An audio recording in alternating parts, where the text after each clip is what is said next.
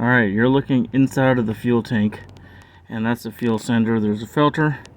There's this little white tab up here. It pops down, and there's a little groove that just sits in.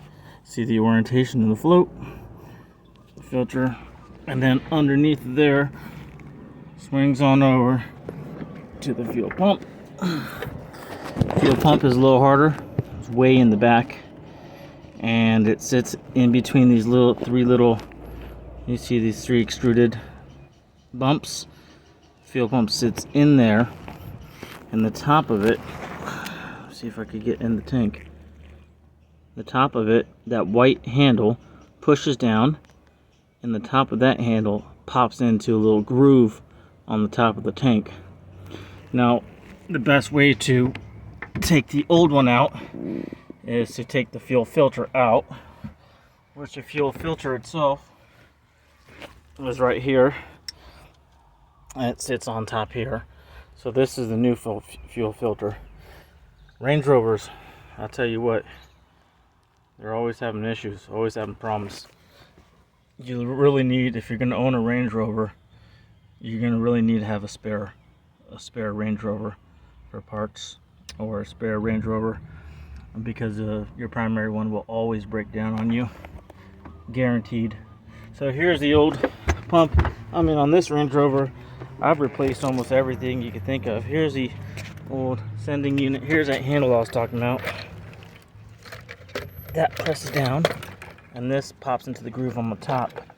Okay, take a video of the orientation of everything. Now this is the side that goes to the sender, or to the other side, to on the left side of the tank. This one was burnt out so bad, had to replace. Somebody actually made a repair in the past, and you can see it started burning. I think it's very crazy that these things commonly fail at 100,000 miles. Now this Range Rover, man, I gotta tell you, I've replaced the entire air suspension, the radiator, the head gasket.